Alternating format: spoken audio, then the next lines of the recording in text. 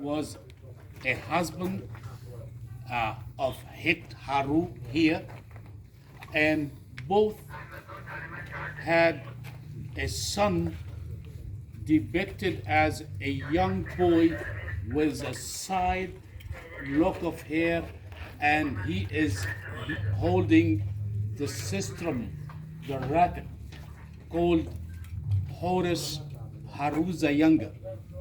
So Het Haru, Haru, and Haru the Younger are the trinity of this place. The temple of Het Haru was originally standing here from the Old Kingdom era.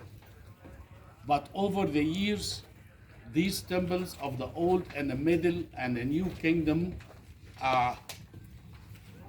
fall apart, and it was only during the late Ptolemies that they started reconstructing these temples on a grand scale and restoring them, because the Ptolemies wanted the Egyptians to acknowledge them as pharaohs.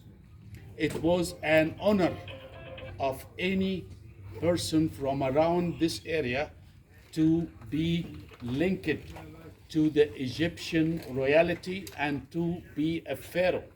So many of them were clad like Egyptian kings, had names in shinus like Egyptian kings, were crowned in ceremonies, and were shown being crowned by Nekhbet and Wajet of Lower and of Upper Egypt.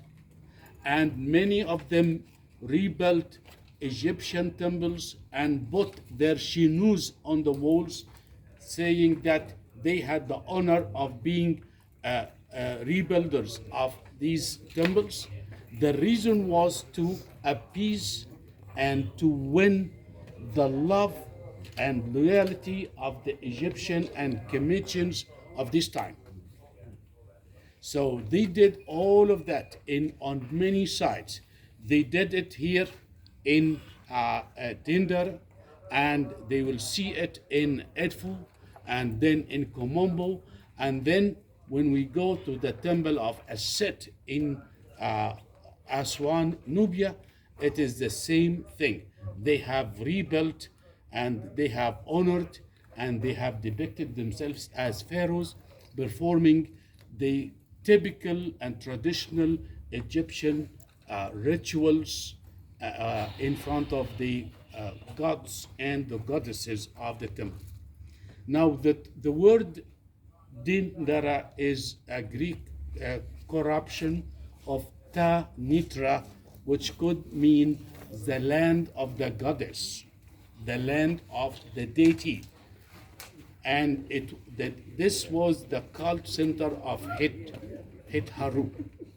But Het Haru, along with Aset, spread all over the area. So Het Haru was worshipped in Punet. Het Haru was worshipped in Phoenicia. Het Haru was in Greek.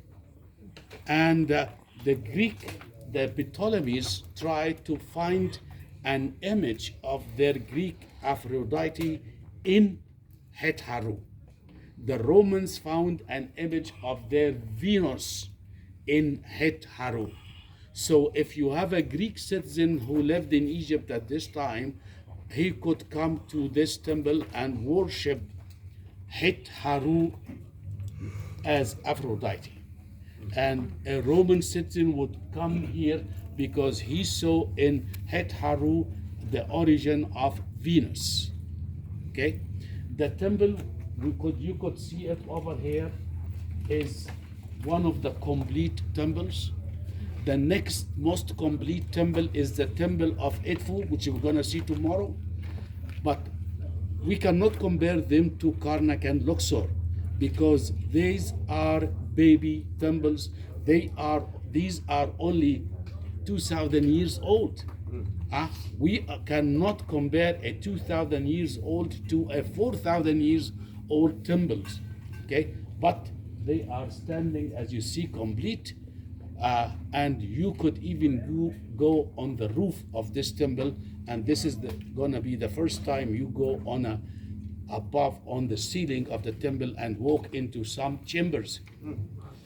The facade of the temple, as you see, has got columns with the face of Heru, whose ears of the cow can be seen beside her eyes, and you could see the traces of color above the head.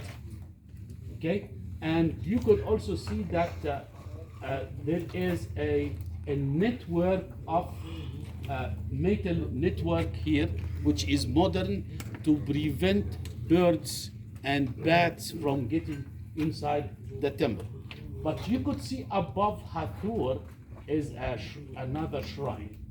Okay, and Hathor being a goddess of music and the goddess of the sistrum, you could also visualize that this column is like the upper part of a sistrum, and then below the face of Hathor is the handle of the sistrum. So the column is Hathoric, and the column is a sistrum as well. We will see lots of these columns, which we call Hathoric or Het-Horic, because they have the head of Het-Haru instead of the head of the lotus or the papyrus or the palm leaves. Okay, so let's go walk in now.